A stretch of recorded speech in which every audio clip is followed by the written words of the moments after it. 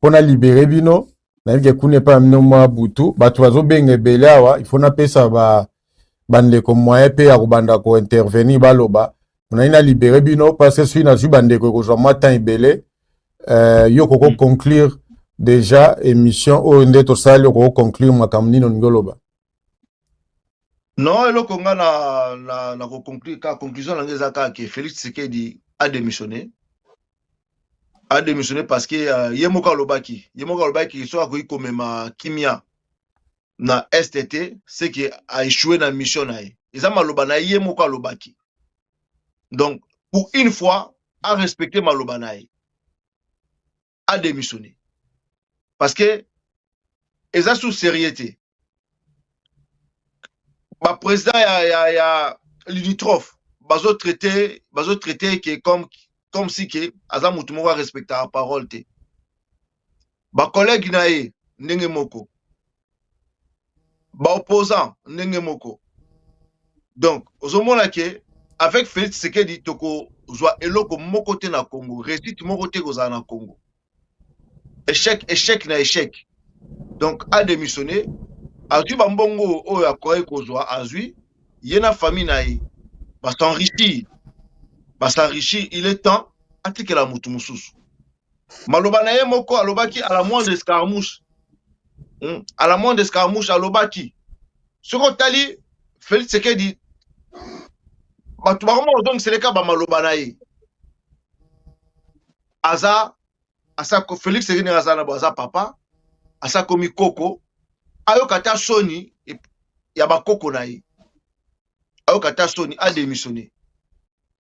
démissionné ba sango ya SCC basa la transition pour ba mema pays ekende na makambo ya sika parce que là toza la solution moko te et pas la Félix Tshisekedi ye moko pa ebi kaza la solution te parce que abeta ki tolo pona Goma to mondenge Goma ekoyaki partout wana bozo mona na eloko ezate ba soda baza la motivation te balinga ba mpo okufa te parce que pourquoi soda alingi okufa te soda zo mona ke collègue na yo akufa ki wana bana ne baza otelengala azo mona bana ya collègue ne yo bakufa ndenge bazo kende classe te ndenge bazo koka kozwa kisi te et bon siko wana okufa pona ni. Donc, atika ko humilier biso boy. Félix Tshisekedi aza ko humilier biso. Amemi tribalisme na mboka. Lelo e komi penza ke batu bazotala bande kwa Kasai autrement. Ndenge zala kite. Bande ko oyo ya IDPS. Ba aider Félix Tshisekedi. Babanda koyebisa ye que non tu as échoué. C'est ça Papa John. Taba image na moni oyo ya bandeko bazaki na Bruxelles lelo. Bakatange baza kolela. Bazolo babalobi pourquoi Félix Tshisekedi aza ko stigmatiser ka bakatange. Ba généraux ebele ya Katange ya bakatange baza na prison. La plupart ya bakatange baza libanda. En regrettant moi. Jojo Mbayo, est-ce que Koko Tige la biso to chana na image ya bandeko wana o ba marchaki si papa to kanan makamnin bazolo ba bolanda image ya bandeko ba marchaki lelo pona makambezo le kanamboka balobi makam mingi eza contre ba Swahili donc bango ba sepelite bolanda. On est là pour montrer notre soutien à nos frères et sœurs qui sont au Katanga. On est Katangais dans l'âme, dans le corps, dans le sang et on ne baissera pas les bras.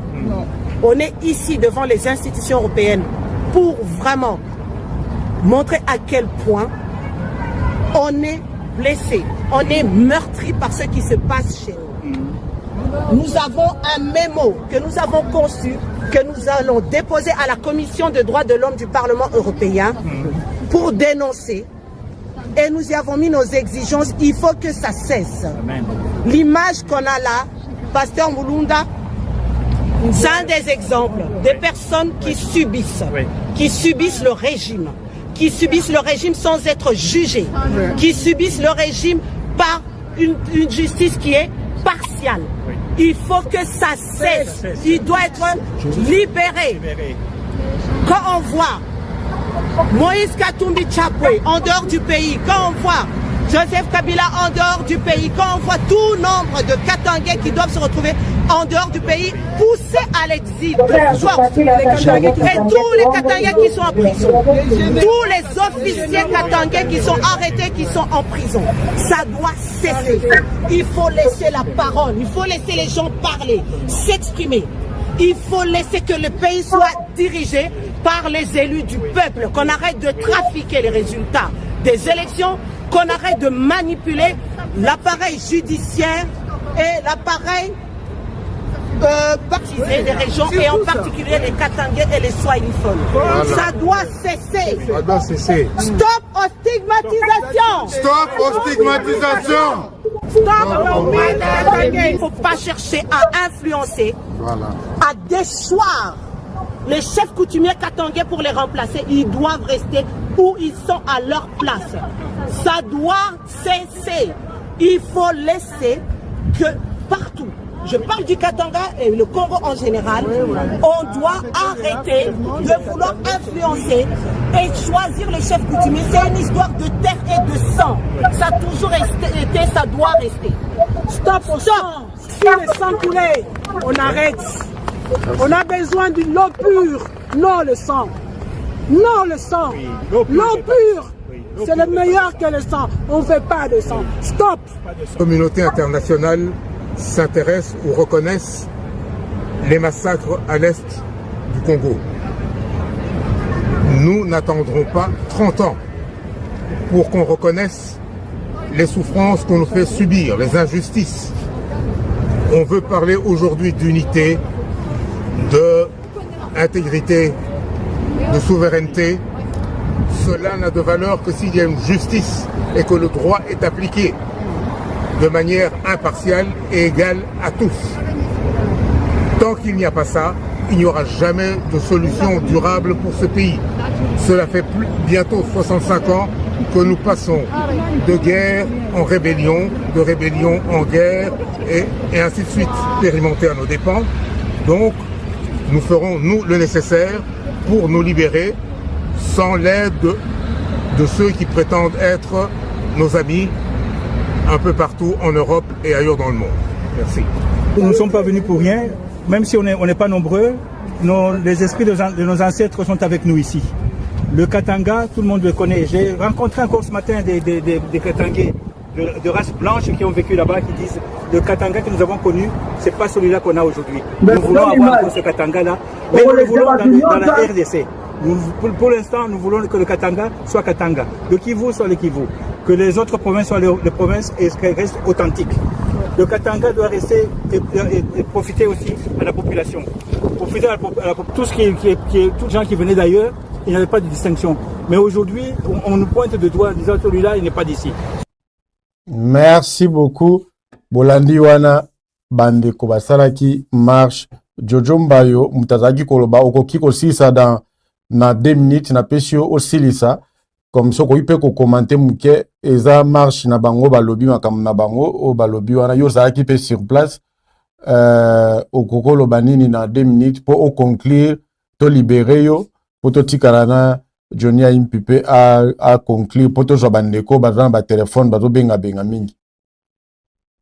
Oui, papa John, bandeko bazana raison parce que les lots swahilophone baza inquiété na Kinshasa na Mbujima itomona kindenge betaki kotelaki bango baza obeta bango.